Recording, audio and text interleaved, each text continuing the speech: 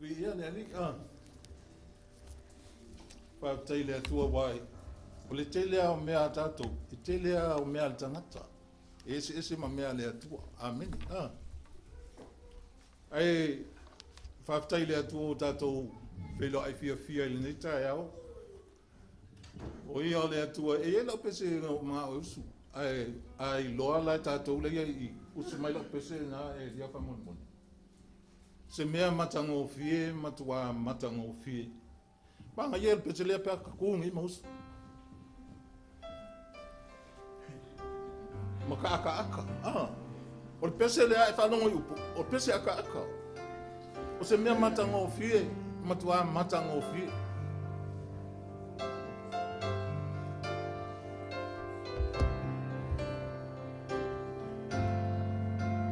O se mea matango fie, e matua matango fie.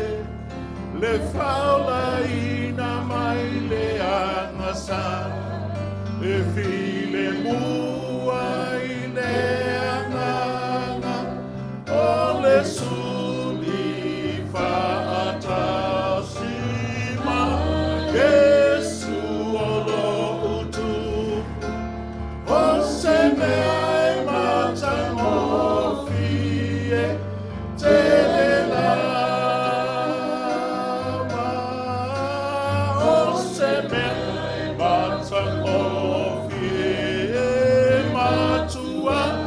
Matango fie le fala ina ma le angasala e file muai le anganga o le suli fatasi mai Yesu o lo utu o se me matango fie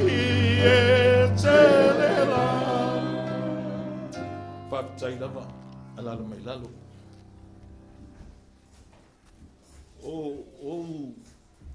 suela o tus pa ia i lesi tai au tawa il tala tanga leo yo pe mai yo a feta lai mai le atu ia tau e tu wa elo lima i lo mutu ma fa wale pola ko inga ku mantua lo sa mo ke lo ma sang ia aka ia fa ia o ngai sa mo e pisa lo fa senga la ku lo ku lima muku nga maua ia le fa pe no minga tala le tu ayo a feta lai le tu file mo ma fa longo ameni a wol pisa a wol tala no wa menga misi ya o isi kele o isi mele le o lo tala no le tem se wala a feta lai mai le tu la tala no mai le tu ya o ai mana o te tala no le tu to lim fa sa talo ameni o le ata tonu na o le mea le ata o te iai.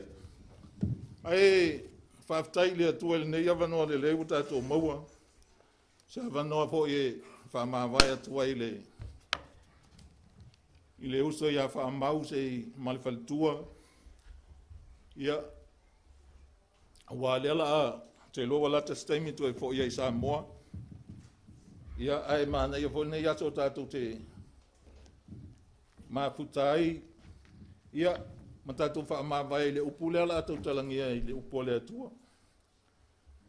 O le ofi wai ma whau se launga wai.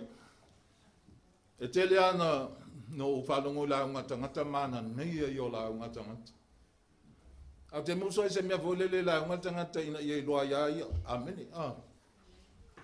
A te mana o le tulanga volele o le launga ina ia i loa il tangata le lei o le atua. O tangla fa upu va pese mata upu mo tato pese. Oli le ali o lo manos. Oli le ali o lo manos. Le tusi a tangtalo Filipi i le kalesia le o ya Paulo i le kalesia le Filipi. O se ulu ai tusi le Paulo wana ta ua le upu le oli. Oli le ali. O lo manos. Te lo istangata oli ape ale ai se me fai. E oli lo alta fau. Amen. Ale oli al kersiano leo te tau whamatala atua. E oli mea whaingata. E oli mea tinga. E oli e fōai. E oli e tā puai le atua. E oli i lesi tangata. Awa e lema whaiona o whai atua se moni mau. A le atua na silfia tātou o nisi tangata. Leo te tele i o lato vi inga. Ai no fawai mwhai tala o lesi tangata. No wai ai se mea whaina i le loto. O toi te tilo le winga o le upu fia fia. O le upu fia fia. Na o se fia fia a fwoi le lo loto ona o se mea wa maua. Whataita inga a whapea wa maua sau tā vale maa nei alava. Ngā ngā pae le pou umalo fia fia. Ale o le mea e au mai le tua e mau to tonu o lo loto. E mau to tonu o le loto tangata ua whaolaina. O whaailoa mai le tuspaia ia tātou. Au wala fōu e teita ina i le o langa tangata. Wana talia le alifa aolo o Yesu. Au walanga po le ata to whai atu a Yesu o whaolaina. Ai pasia o Yesu i au mean whai. Ma nei alna. Ina ia tātou iloa, e le whapea ata whai atu o whaolaina. E tau te le whasea Yesu o ata whai atu i Yesu o whaolaina. Ai lai sila pia Yesu o winga. Amen. O olanga. E ke ika ngō whie, ke le pia whie stangata. E te tau whaleanga fuale stangata. Donga winga e te alua i le meo, i me whapena. O te whaptai ele o iei i se si o tātou e alua i mea nara whatuai. Ai alanga o tau tala ina i whamalo sia oi. Leanga a whai whaala ina oi. E le i whaolaina oe i se mana o le atua. E whaolaina oe. Na whaolaina oe i le alofa o le atua. Pai mai tala tamalo Paulo nan whai i le kalesia i Roma. Mai le au soe o te ai oi atu i ate uto ona o le alofa muti vale o le atua. I au tautu ina atu o tau tino i le atua le taulanga ola. Lai sa waila au wala i atu whai atua. O au wala ua o mai le atua e sa vali maola i tangata whaolaina. Matua ese a winga o tangata whaolaina na ilo o winga o tangata lalolangi. E leto e fia fo i tangata whaolaina i mea le lalolangi. Whai mai sau whesili pe a whapea e se sela o tala. Langai whai mai paulo le nei a whai o ia ke riso se tasi o tangata fo. Amen. Pai mai leo ua whaafuina mea uma. O mea uma fo i mai le atua lono minga. E le whapea a whaolaina loa au mai loa ta vale. E le atua ta vale fo. Amen. Au mai vale fo. Ia au mai lau moenga fo mauro lau fo. Le ai o le tangata e whaafo. Wa kele nga vai atu o pe wa alu whaapudu sa la lau tangata. O le maa losi o tautala tangata leo po le atua. Ai pi o pā leo langa e o lai. Amen. Amen. Langa e wha o la inga lo e le atua tu sa wa e oti. I lo tangata tuai. Mena le wha mai tala paulo o wha sa tauroina wha atasi ma ua makeriso. O te leto e ola, o ke riso la e ola i totonu. So vai mai nei atai o te o taulo ma whau. Ia Ioane Baptista. Wa fai mai tala tuspa ia o lava o Ioane. Te loa anga alo ngau ia ke fai whapengangi o lava. Pe o lava o Ioane o le pau ka melang suru. Ia. Al tala wele le lu ia i tātou le mea lea. E ese le maua lalo loto tangata sa tātou vaina wala awina i le atua. Amen. O lana mea ai, e leo se faspovi, o le se a ke riso a ke lise, ma le meli vau. Ai whaptai le atua o kako e pisupo, ngai kai, langa ua, ai ia tātou ilo atu, tātou ilalo. Amen, Tu ua tātou ilalo, wa e whaale au ngā ina lo tangata, ina ia mawhai ona bea o tangata e te oli i le atua. Oli i le li. O te oli le kalesia. La ngai alu fo ia i kal whaiwhau, leo tātou, pe te ita fo i le siuso. E te iloa tangata uma whaoleina le atua, o le taunga ta uwaila atu, o le ainga. O le tala na Paulo, la nitau tala i Paulo i Filipi, papea, o le ainga i tātou o le atua, ua nuu whaatasi ma le au pa ia, ua ainga ma le atua. Amen. Le ainga lau le atua, e aoao le atua, e whaatonu le atua, e whaatamau ainga ina le atua, e taitai le atua. Amen. E tausia le atua. Hallelujah. Praise God. O istangan whaola ina a whia o ai meo e o. A whemau whaola ina. Ke loa e anu ese loa mali me ke kaunga e iai. Stapua ele. Ele lo ka o ese tapua inga. O tautala fo ia uia. O te lema whai o whato nua o ele tua inga winga na.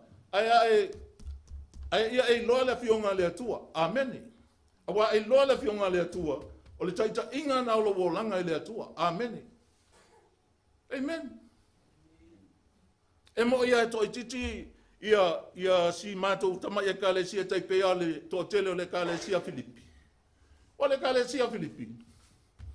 Ngalam tupu. O le faalinga no o ia Paulo. O ia Paulo le boto o te koa. Ia o leo te iloa ne me tu wai. Ai kaukile i o ia. Pai maina o inga i se puko o le motu foi leo patamo o yo.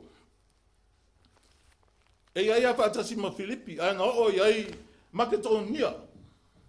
O Makedonia fai mai moe Paulo, ai faali le tua. Fai mai o le tautala mai tangata Makedonia ia sauia in lei e fesosani mai a te matou. Na mafuai o na alu le fainga maranga Paulo. E sen mana i o le meo le fasino le tua o le mea lui. Amen. Praise God. Ala inga alu Paulo inga. Pai mai lai o atu vavai Paulo. Ele ai ia mase. Apai kaunga whale po ele ia. Le fai ai loku a le au tusi upona fose. Ele ai mase su nako o iai. Ai o lo le ia su sa pati. Nga o lo le lunga le au vai. Fai ai ngala tolo. Nga whaalongo nongo ai la ina ale le whawhine tua tira e whatau ofu pauli. E ngoa ia li tia.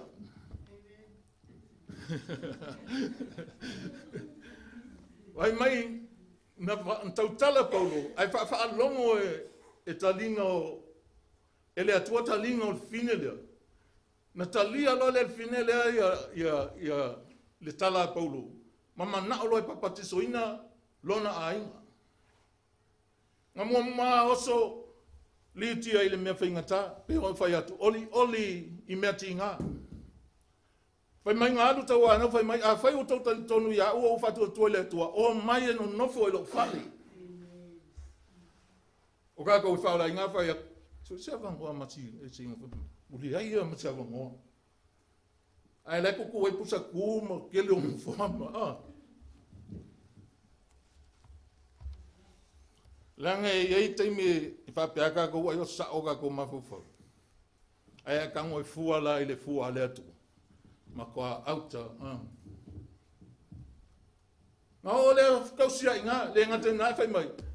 O toi foi ia dangata le Paulo. Ai wha alua nga ave iskama i ka le sia le levang whaku. Mea lofa, so sangi ai. I le lato la ngona whapea. O mea lofa ia lato te whaia. E ui anga ave anga ia Paulo. A le lato so soani i le li o Yesu Keriso na puapua ngā tia.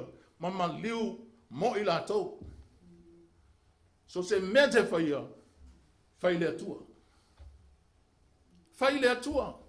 Ai whaia ka ngaka longa nget koe mui foi. Amen.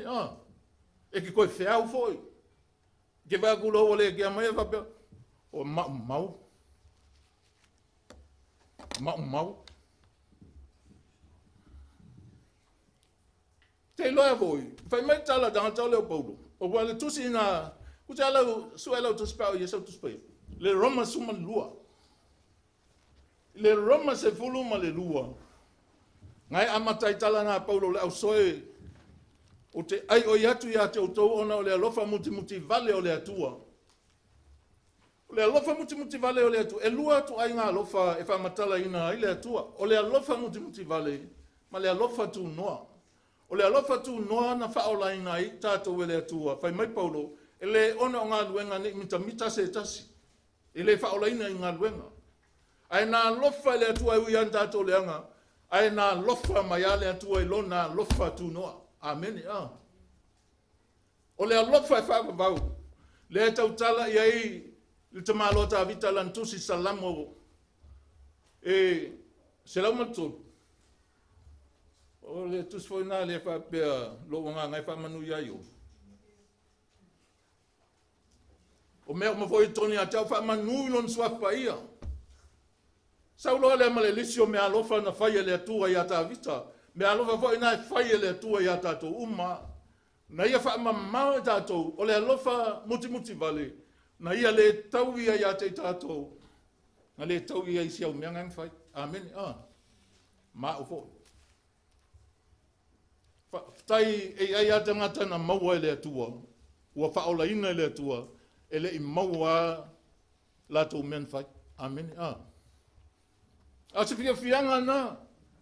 A ua whawhetai le atua u whaola ina e tātou. Ona ua ia le tau ia mai a te tātou. E tusa mata to wa mioleanga fai mai tala at salamo a wai pe ya na va mau sa e masisipo fa pe na ona fa va mau oe ele atua ma wa mioleanga o ka se lo fo le atua a fa ya te lo le atua le e ta taulanga e ta to wo va ta si le autu o la to talanga oli le li o lo malos o ame feta ia i malo wola ke le vai amen ai sa e ke fa kingo me a o mata malo mafafau la e adu ile atua amen fai mai tala tavita o le atua na te fa tonu mai lo mafafau le po lo no winga vea le po ma taimi a onga dangata le tavita a onga mai le atua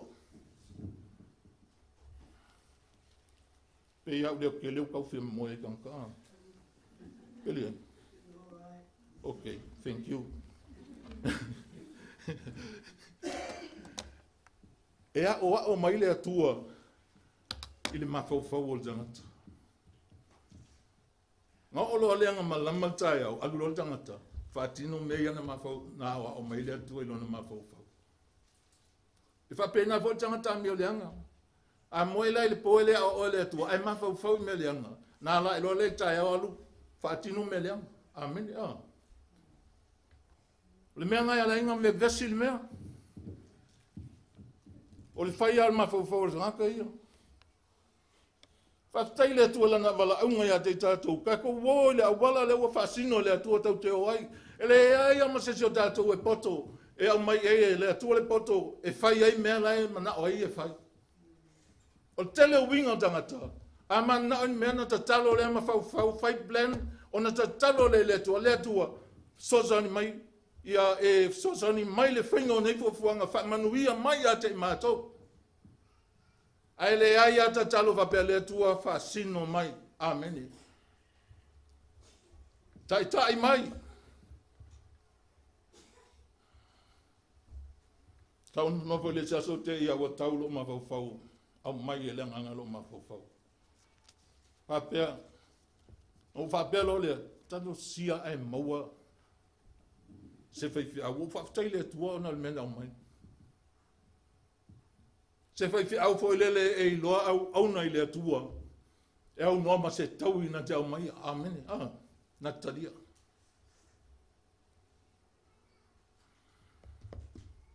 Pe kau le ma ngai o yanga mea. Ale ma ngai alanga o kuma le angu. Ia ele tau li elu mo le tua. Ai au nei le atua e tau i o le atua e sau nia le atua le wala mena an fai mai Yesu se au ko ke popole me ai me ingu me ofu ai fai mai Yesu fa singo mandanga te manulele vai mangdele e leo e fengi la ko seiko ko nga seiko mangisima ai fanga ina i la to le atua ai au ko ke popole. Awal popole. E ave sea il popole lo oli oli. Ole oli. Pe o se si fuanga le o langa fama ngalo jangata. Le wi ile alu fama mawanga mea nkwa e non tamalon tofi alu lo le ile lo pe ko fingi talitane safi fia fa tasi manjangata le ai ngo wa motiva wale se me ana to mana tu ai lo na ainga na sau lo le sau mal loto fa ma lalo mal manatu a pe talia ia lo tama pele ai ai fe me no va to tama fo tu ai mai mo ya to tama sapai fusi ka singa fu ole lo fa le tua fa tu lo le wa saule le uso matua le no fa la inga sayuta saulo fa tu to inga vai se povi peti fasi le ko saulo so le nga se le wo ko mo le nga otia le wo ai fa mai tala data le o lo watali nga ngalu fa mau me ma fia fa tasi ma fini tani ai le ko sa wa fa mai fasi se povi fai mai al tala toina tai tate no nofo pe moi o mea o awia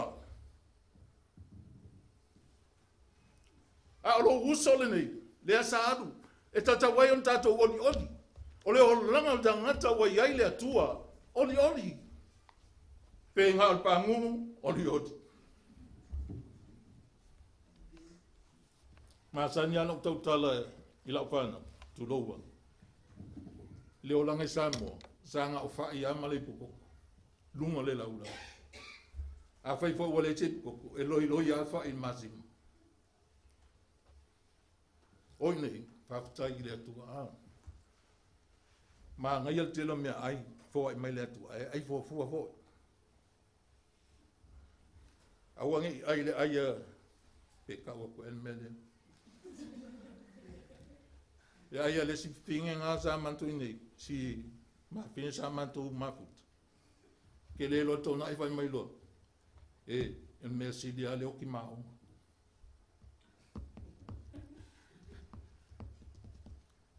pe o se ya ke mi ve la ko e pule a e la ko sam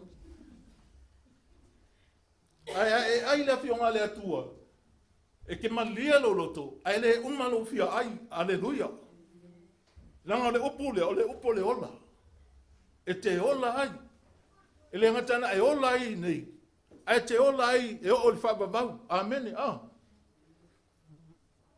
wote fa mo mai fa pe o nga luenga la fa fiawia o le mai o le ai e man na yal tala no fa tasi wa a pe pelo la fa fiau ai la fa ka wola tusi amen ele kai la e mo pelo fa ele fa ka wola tusi ai a fai taulo tusi e fa ma ni ai me lo atu lumne amen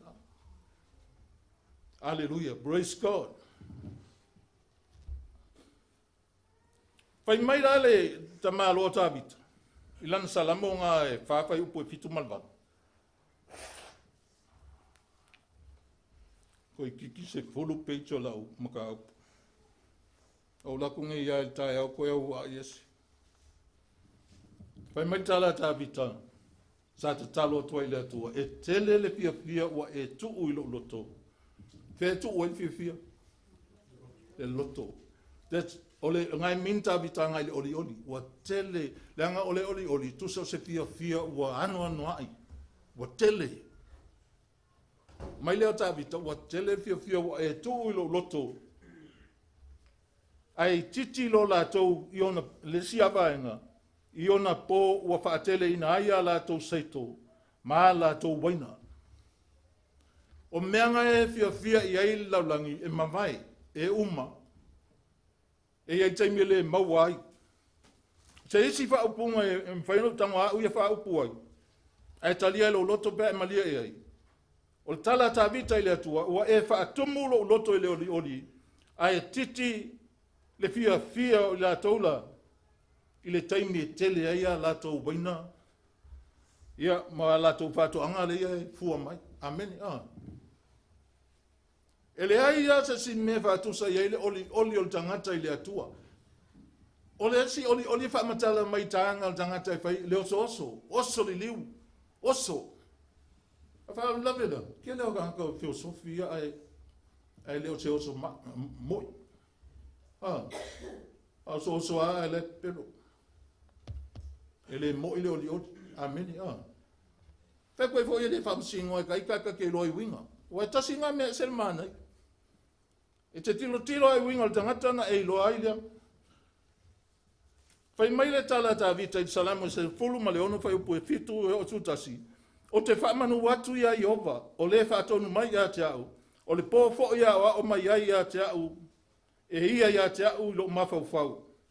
O te tuu i ova i o luma e lea unoa, a wā o i lo ui tūtau matau o ia, e le whanga e tia i lava au.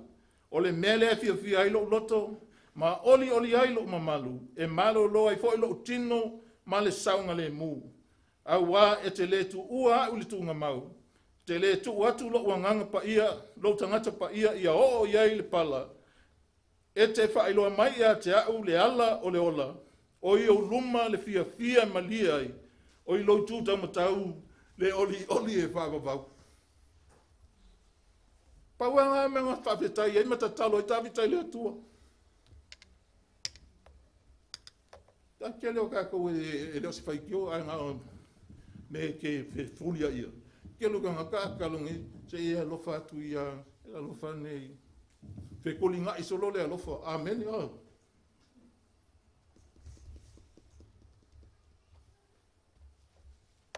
E le ke leangi upo e titalo ai le atu.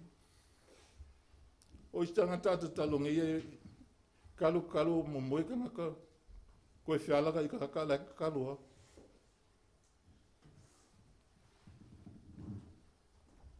O winga masani fa tangata. E fai alava na ia fofuanga.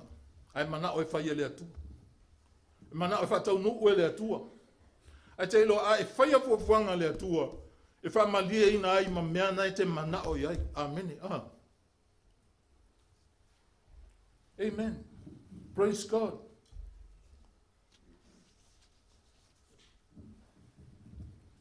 Sa ili mo le malo le atua. Malana mi o tonu. Le mea nai ala ina le whaiento o whinga fo ilia tātou mafuta. Langa o te le lopo le atonu mea lofa le atuanga ia oi. Ameni. Ai anga lua le angang pa ia ia. O e e wha ua o le angang pa ia. Nga ia o ngā lo le te moli mau mo le leo le atua. Ameni. Esa. Me foi langa ia la ia a wha ngā wha o nganga istangata. Koe wha malo lo le whaiwhiau. O ia anga wha ua. Ameni. Ai e se mai o tangata na te ilo wha au ia le atua. O tala na Yesu sa whai, o i o lunga le anganga, latu Yesu il sunako, o lai whai le lotu ntu i fole ia e whai sa i o le tusi e whai tau. Whai mai le tusi len whai tau, o i o lunga le anganga o le li o Iowa, o wha uina o Iowa, e tā lai le tala le lei le sa alotonga. Amen. Wha malo lo tangata mamai. Praise God. O le fesili. O le fesili mō tātou. O le atonua le mea tau o le oli moni.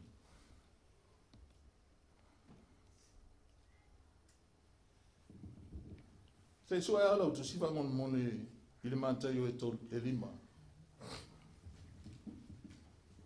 Ia ale ko sa tu si fa longo le ia al fai tau le va ngana yo tafa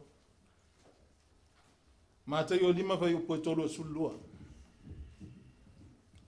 ole olanga moni ya ole olanga moni tu mau ne meka ole e tu mau ile tangata o ia talia Yesu ma ia be Yesu e be e fai mali im fa olo na olanga mena e ta ole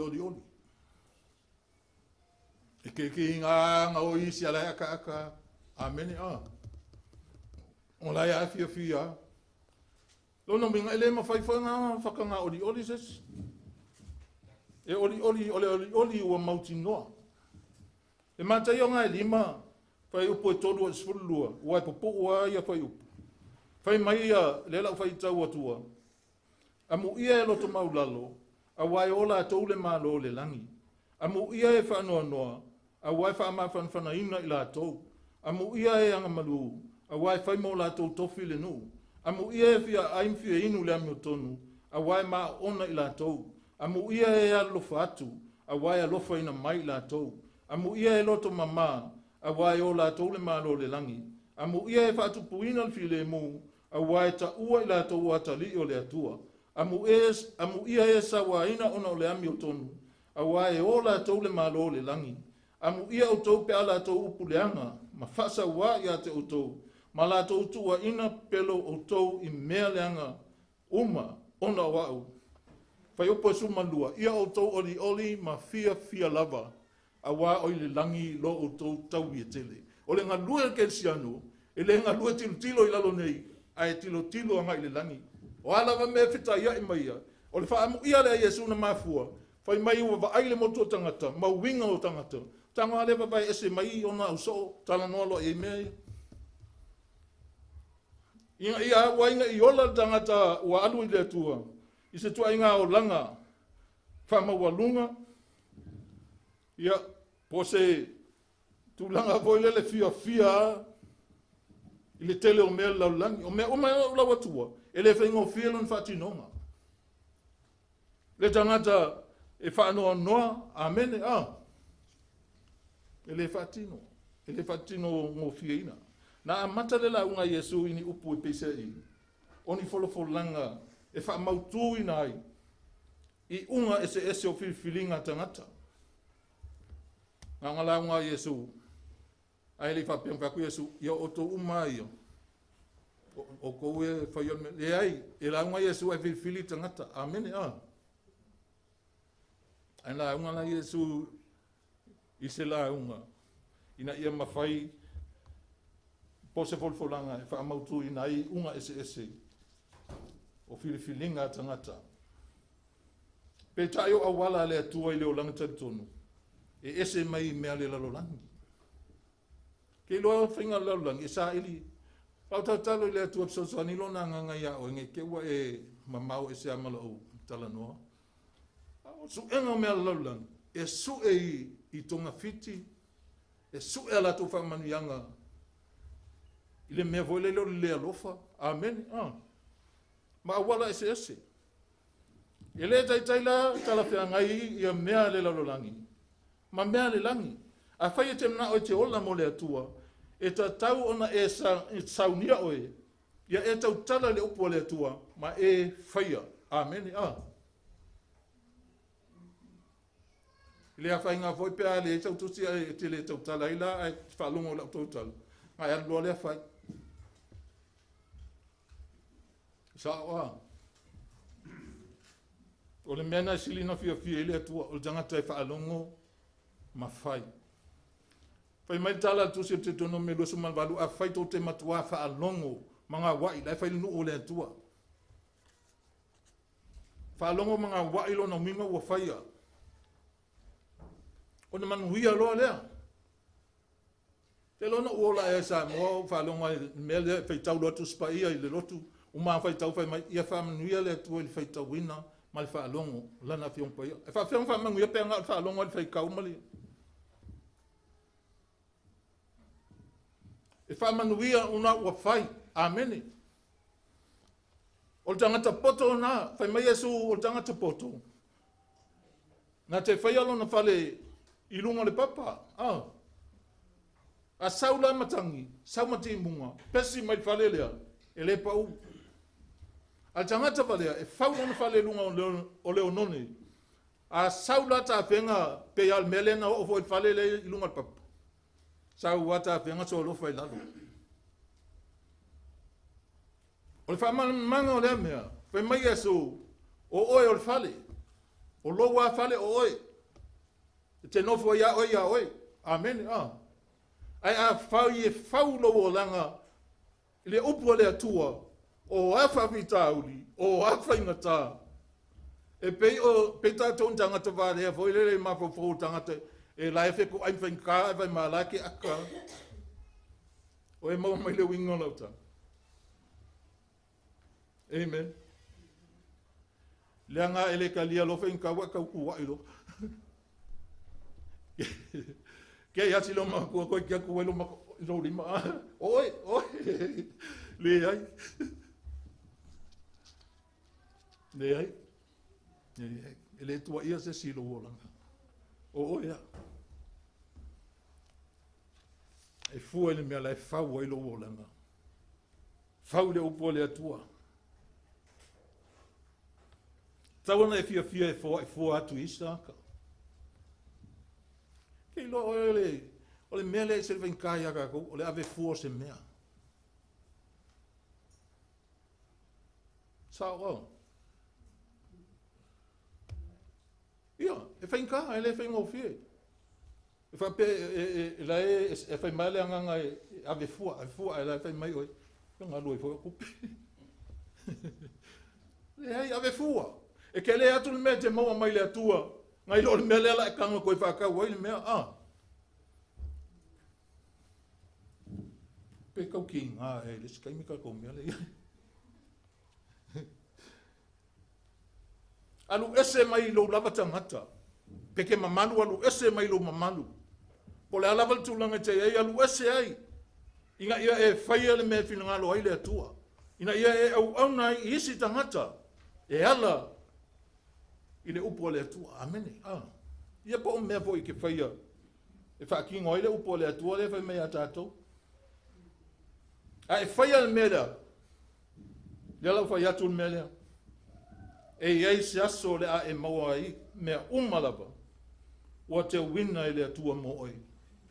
Pe ato ia fio mai le lifa olo Yesu.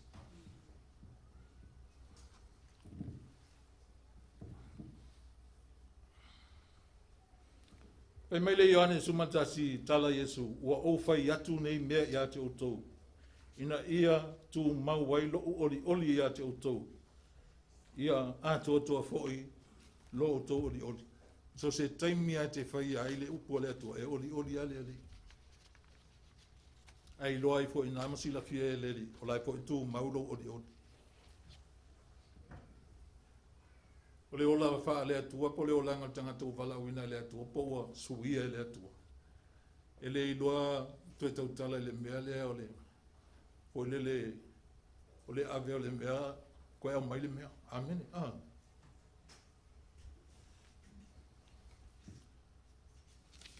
Amen. Praise God.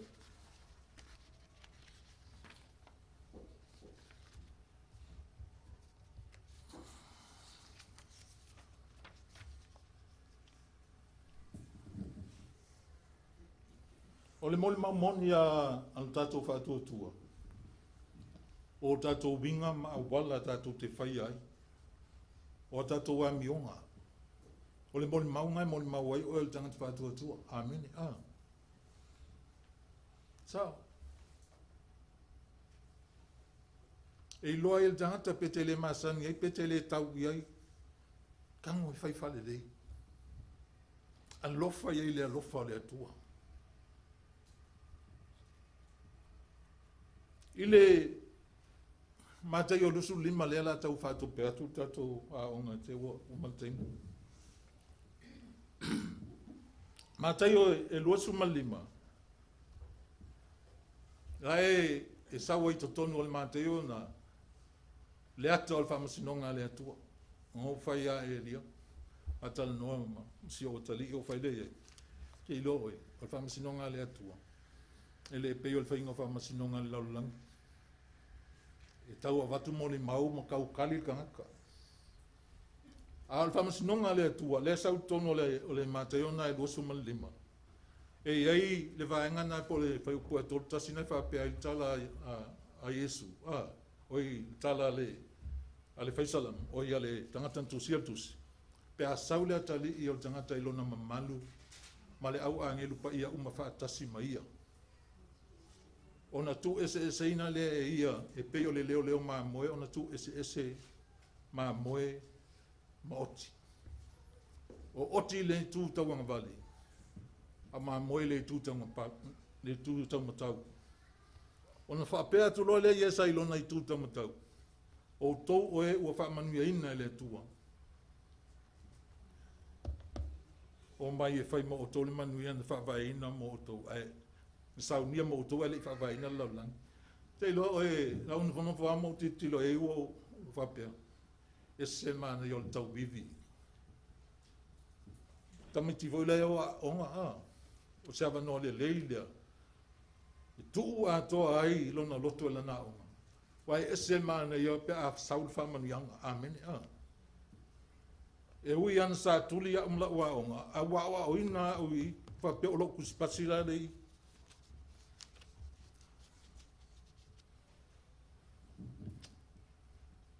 Pai mai le fesilia laulia. O anga whianga matuli lo ai oe. Oe fia ai. Oe tangata ese. Oe whare mai. Oe le lava lava. Ai whai mai talia a le atua. O au te iloa le atua le. Na o fia ai. Na o whare mai. Na o le lava lava. Ai tu tele I o mai a ia. Whapea wale fesili al vanga sa le tuang vale. O le fesili anga e tasi e mai a wā. Na ofia ai tu tele I whanga. La oli le na fesili mo mua. Na ofia ai no tu whawhanga. Na o tangata ese na o tu whalava lava. Ma watu whamoe le. Amene A le se vanga. Ele I whaia ma se mea tinga I loa mea lai e mawai a ele whaia. Whai mai leo tala Iesu o te whiwhia I ailan whai o. A wana na o tō whaia I se au pito I titi o uso nei. Tangata o talia leli o Iesu. Whai mai a leo o Iesu o a ulava leo o tō whaia I ai.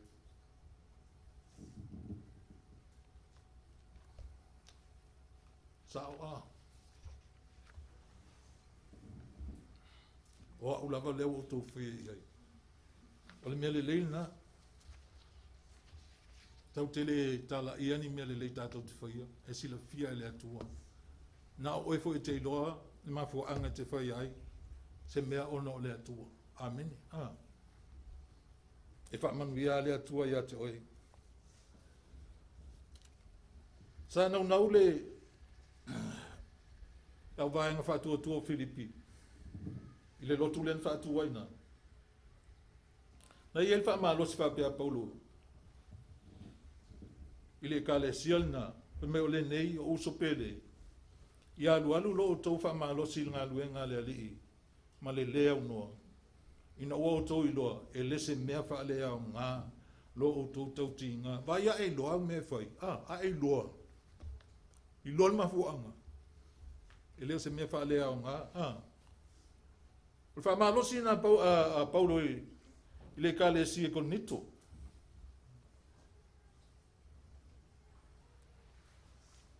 A mawhawhawla le stangata wale tau te mingo whaatasi ama tangata uma. A mawhawhawla nisi e winga ia te oe o ani langona e o yo lato mawhawhau.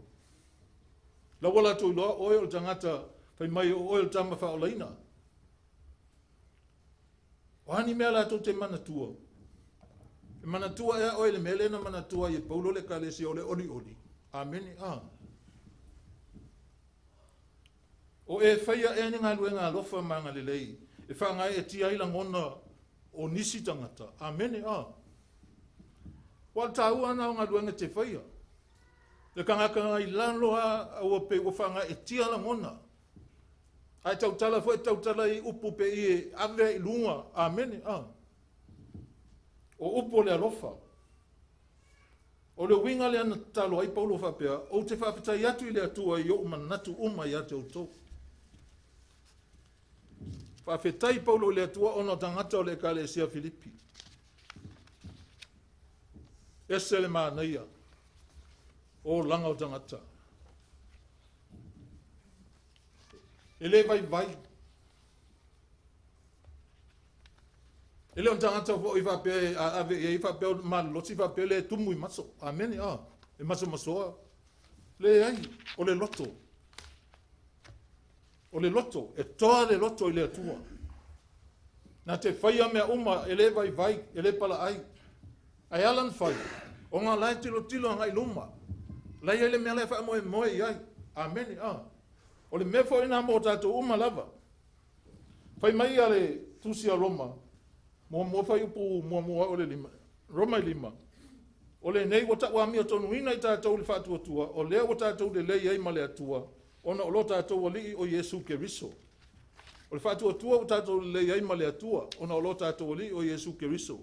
O ia foi, o tātou maua mai ei le taita inga i le nei a lofa tu noa, tātou te iai i le whātua tua. O le whātua tua i le taita iai o e se tangata. Amene, E taitai o e le atua i le lofa tu noa le atua. E whaasino e le atua o e. O loo mita fo i tātou ma le wha moe i le manuia mai le atua. E le o wa ai. Ai la e wha moe i ai. E mauti noa le wha maoni o le atua. E le pepelo le atua i lona tangata. Amene. E le ngata fo i lea, a o tātou mita fo i poponga, ina o tātou i loa, o poponga, e tupu ai le ono sai. O poponga e tupu ai le ono sai. O le ono sai, e tupu ai le mauti noa. O le mauti noa, e tupu ai le wha moe. Tangata fo le ono sai. Ai te ua oso ese me manui ai lona le ono sai. Anga i loa whapea, ke anga uloa lava. Mai fua mai le anga tala, na tele i mauti noa. Amen. A le onsa i e tupu ai le mauti noa, o le mauti noa foi. E le mai. O le wha moe foi e le mai, a ua wha malingi mai le alofa o le atua, i o tātou loto e le angang pa ia, ua fua ina mai i a te tātou. O lea e kele, e whai mo le a fio lau tāwale. A lo loto lai ai atsua o le angang pa ia. Wha malingi mai le alofa tu no le atua. E te le vai ai. Wha pe ele o iloa le atua, le wha mativa ina o e ona o le whai o me fina ngalo i le atua. Sila fia le atua. O tātou e fia o loanga wha peo ki ngā kerewa pe, wha misi. O le ala sa ufa punga te ufa pele atua. Le sa fia le, ai le fia, ya wha misi. Wha misi,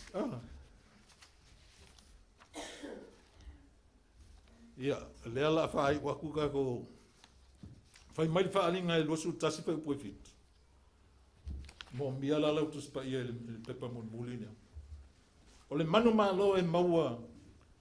O le manu malo e maua e ia mea uma. O le whai au mai le langi mea lea. O le manu malo e maua e ia mea uma. E whai fo i au mona atua. E whai fo i ia mo ua tali. Whai upo e walu.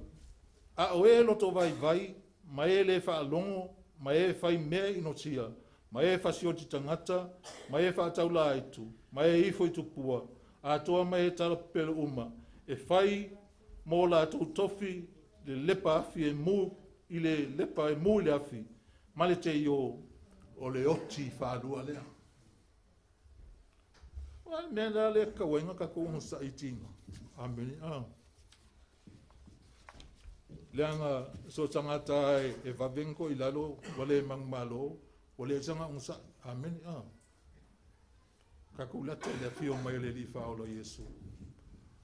Ele yalus tu unga te la nona ubinga langona tangata alu ta tu unga tamoe. Ai mai se ole maila po isi ta alonga e maole me mamoe ai. Mafongi. Pe laka i le kingi ai langona lo vai. Ai whaalongo lo lea lau tala noa i folo loto iawe. Tala noa e lo loto. A whee kua e malolo. Ngofo lo i lalo. Ngofo i lalo. Ai leto i titia e taunu. Le ase wha maalosi o lo loto. e ala ila fiong pa ia le atua. O e le ia e loto vai vai. Po kanka fo e ua alua pala ai.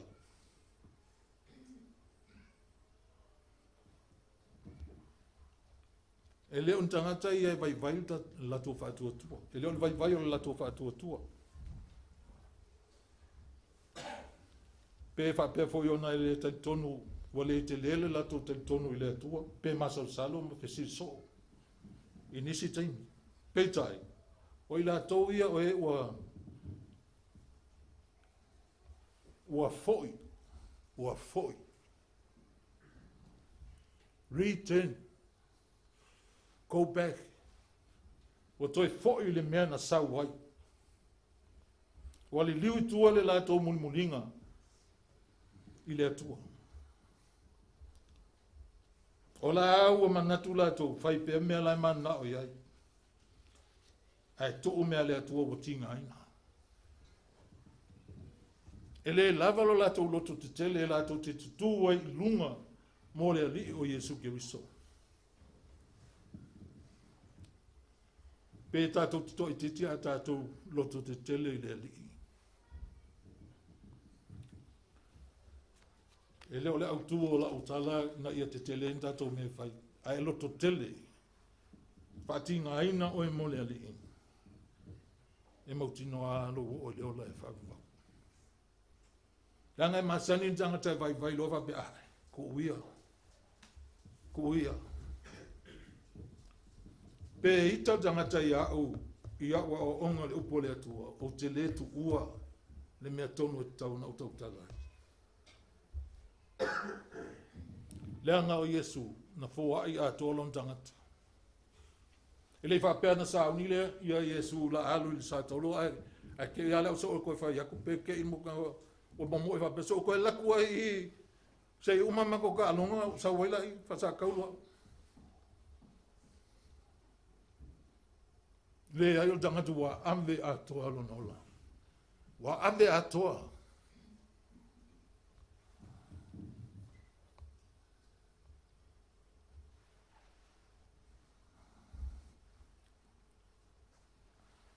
O le mawhau o le tangata fo i tua. Se mea ua le aisa o ngā. E toa e o ai ona mai vainga tuai. Penga whasi o tangata po alava mena. E toa e o lava i ai. Au i latou o e manu malo. E tutu mauma mausali e o i le unga. E o lava i le unga. O lea nau nau i ai lo loto. Ta te nau nau. Fia o i langi i luma o le li. O tele o. Po le ale tele o mea e tutongi ai au laulangi. E lea ai e sao ngā mea nā. Pea o le o i le ola e whawawau. Ai lofa i le atua. E te tutu mau. E te manu malo, e mausali, e o lava i le unga lau tamuenga. Se fai tau maale ma reko sutolu, fai sutolu, e sesi. O le la uma tatou, le o me muli o tanu no atua. Ma reko sutolu, fai sutolu.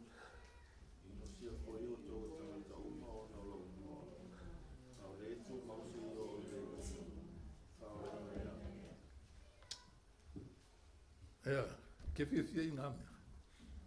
E ino sia fo i o tau e tangata uma, ono lo unua.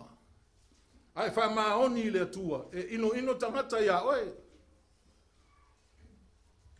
Ai follow muli alo Yesu, e ino tangata ia oe. Whai me tala Yesu lo na uso, o te au inatu o tau, e pei o maa moe i le vawa. O luko, e le mawhai maa moe, nga whetau i ma le luko. A le wha moe o le mamoe, o loo iai i le leo mamoe.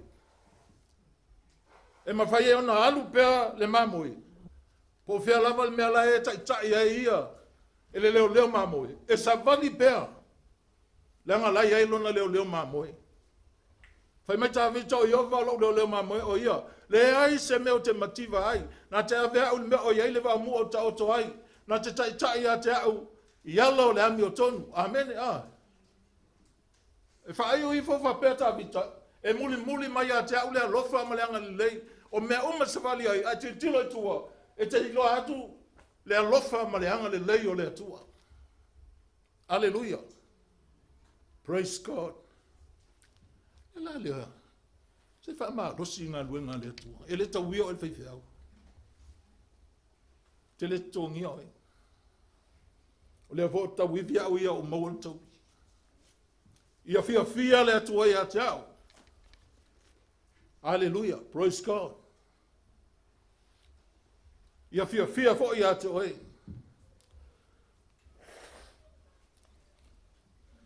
O ila to e manu malo e tutu mau ma mausali e o le unga. Na ila sau le mareko na e ino tangata ia tātou.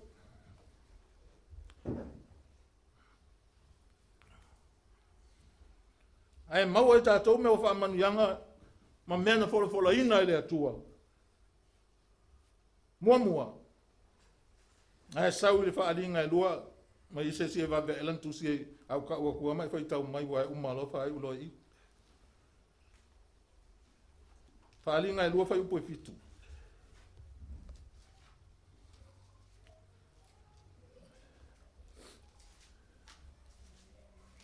O maua lau tu.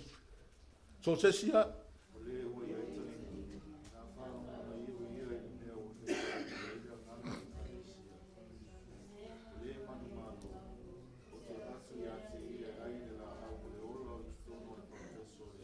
Le ai la o le ola. Lua, ele a whaina i le pafi, ma le oti whaalua, whaalinga i lua whai psutasi.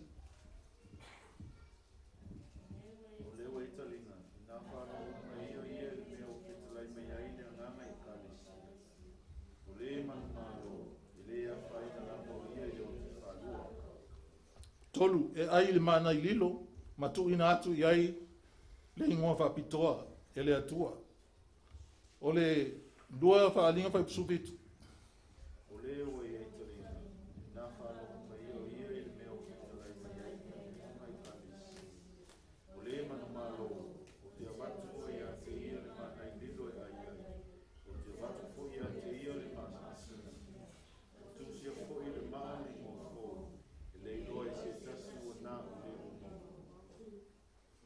Tolu, o i wha, e pule no uma, whaalinga e lua whai upu lufu lono. O le manu manu foi, tausia o manu wenga se ia o le ngata, o te apatua ia te ia e pule i no besi. Lima, e iai lona ingoa i le tusi o le ola, whaalinga e tolu whai upu e lima. O le o manu manu, whaofuina o ia i ofisina, o te leso lo i se foi no ni ngoa i tusi o le ola. E o te tau watu na i ngoa i luma o longa, o luma o na amini. Ono, e whai ma poutu o le manu manu o le atua, whaalinga e tolu whai upu sulua. O le manu manu, o te whaia lea ma poutu i le manu manu o lo utua. E le te o whafula i, o te tusi fo i ai le suafa o lo utua. Ma le ngoa le aia lo utua. O i ausa le mafou lea e alu i fo mai le lami ma lo utua. A toa fo i ma lo mafou. Fitu, e no nofo whaatasi mkeriso no nofo ali, whaalinga e tolu whai upu lufu tasi. O te awatua ia te ia mana no whaatasi maahu i lo no whali. Pei o fo i ona o manu manu. Manu no fo i whaatasi ma lo mai lo no whali.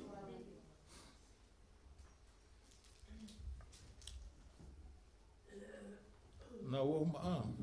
O i la tau ia na mawhai ona tu mau i whaaso songa, tofutofonga, manu malo mai mea leanga, ma mausali i pelo la tu wola wha maoni. O la tu tawina. Tau mawhai ia e maua se tau i o mea ia. E se wale mana ia, na alan nofo, na batu e sultangata la te nofo whaatasilo nofo ari. Leanga sa manu malo Yesu. Amen. O le wha moe le nai mafuai, o na e ngalue ori ori. O awhi inga tae o mai. E le ola se ka le sia. A le whati nonga o lo o langa i luma o le atua le anwala wina oi.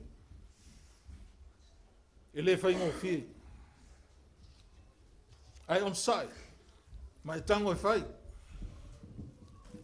Te sei fai atu pela utala leo. Whaftai le atu o le vala awina o lo uolanga. Peia o ngā osi la fia o mai o tau. Bokango au ka ua kuia o tau. Ngā kuli au mala ua aunga. Le iu. O fia alua i a malo ma fau wa o vale a.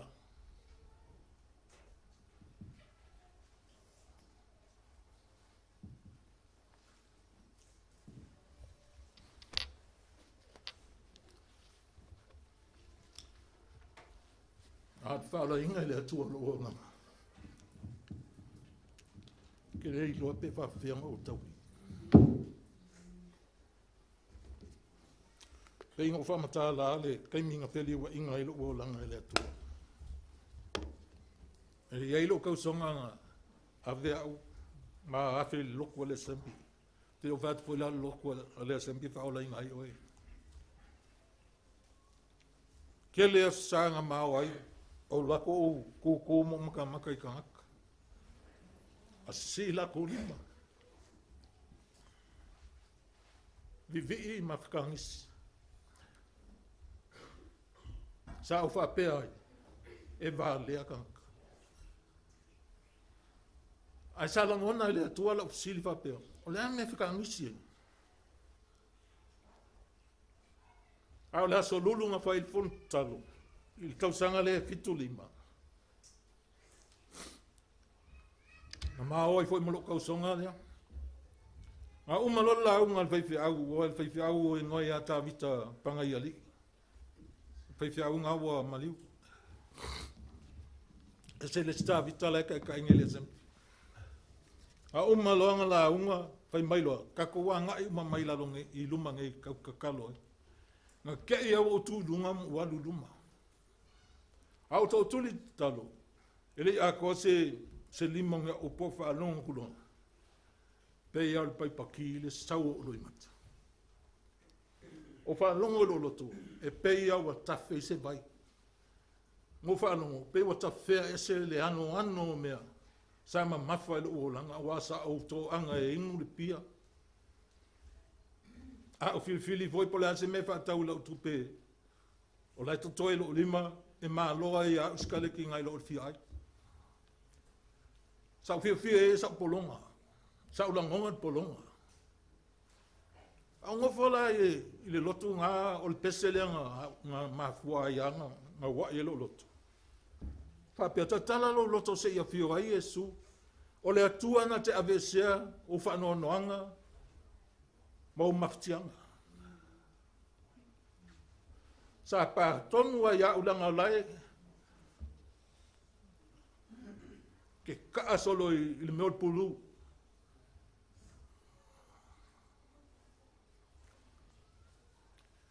ai fa taile atu i longa lofa me ala le finga wai nga lue pea ma ka pu e mongi le aka o le mele manga o ile atu ele ele o sa lo tonga lo tato wo mai public tato mal me fai o le fa ola ina o lo wanganga ile li o fa mangalo o a lo sa lo tonga wa e sa vali le upo le atua amen ke sa vali lo le upo le atua wa sa lo tu fa tai le atua porque ko a onga ni tai te manatu ai le o toi mamao le afio mai o le lifa olo Yesu. Te leo tangata manatu mai le lifa olo Yesu. E ui anga ia whaia mea uma. Ae, na sau wai whasa tauro o ia mō tātou.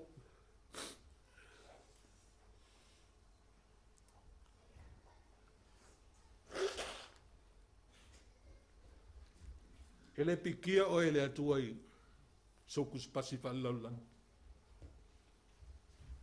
Ai piki o ele atua. I le wha maua lalo lo loto. Ma e sa vali i mea ia whai ma ele atua iawe. O le ki a e sele mana ia i luma le atua. O le wha maua lalo. Ai whai maili tala ale tuspa ia. E te ele atua i tangata lai wha maua lunga. ai fawai mai ia le loto fa mawalalo o i le tangata e fawai mai ia i le tangata loto fa mawalalo le alofa tunua o le alofa tunua le alofa nga alofa fua mai le li au ngwa masau me ling faia e alofa maala e ai toi no fo lai tono fa tanga mai ma fa le menga au mai ai o le atua fa fe tai i fo nga le atua wa babenga maua oi ia ma fo ai le o mai le oti ai fa tai le atua mal fa malos on sai me tinga on sai ele fa ngo fiela o nanga ile e ni si taimi e te manatu ai e alu ai lo taimi ale mena e mafuaina le sili tangata o le alu ai o lo taimi i lau o nanga i le atua malo malosi tau la onga le rima nga fai fa pengal fa popo o le sili o le au auna o le o taimi fa popo e mal malosi taimi malosi e ko le sili ia fa manuia le atua i lo loto ni tai au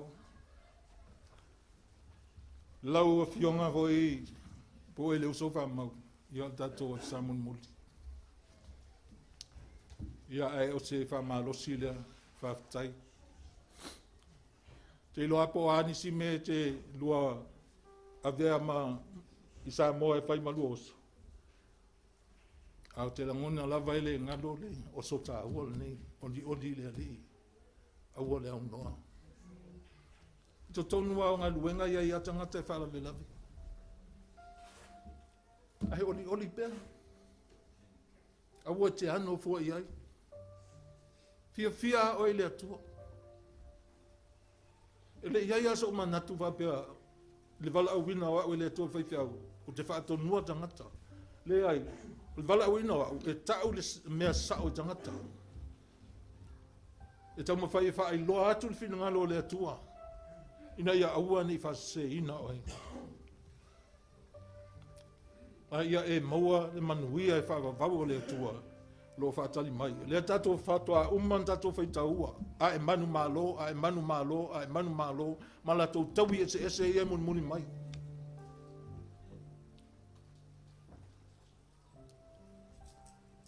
tele o tangata fiuti fa pele o laina tau si ia fa va noi le atua so va no e me tala Yesu e tele meno no foi le moto lutama o te su e atua ina lo ni lo va no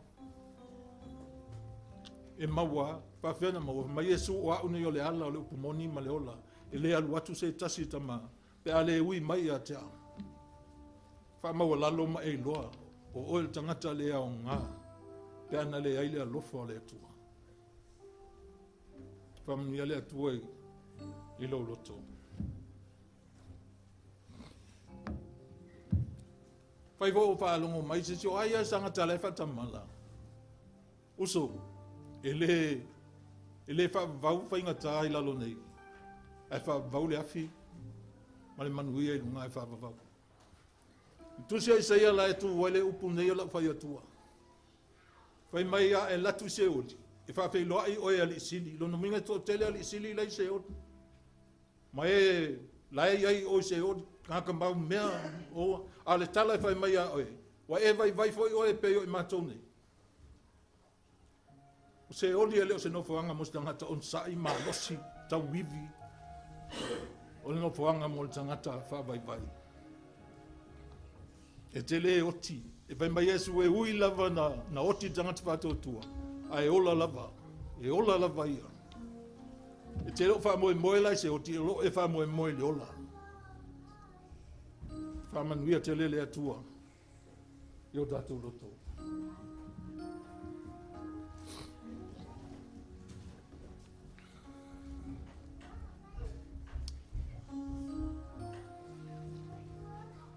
e tato tu lai fatas Pele ilo ia oi, na ai te wai whalongo leo po lea tua, o la wawhilwhilinga whai.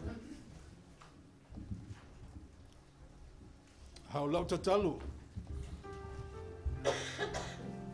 O le tangata poto e whalongo ma whai. E le ma whai, le tua le pe o le tangata. Ai la tua i taimun muli e whato ese i aina ma wanoa le ai. A on ta puni le alo whatu noa le tua, o le aista tau. Ai whawhetai le atua. Te iloa mea le lalulangi, e tau wivi le poto, tau wivi i le malosi, tau wivi me o pūlenga. E le whapena le whainga o mea le langi. E le whapena whainga o mea le langi. La pese tato pese lea e lia whamambole i whaid.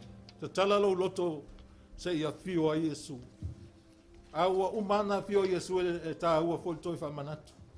Pai mai paulo le ka le sia Filipi. Oli le ali aua le unoa.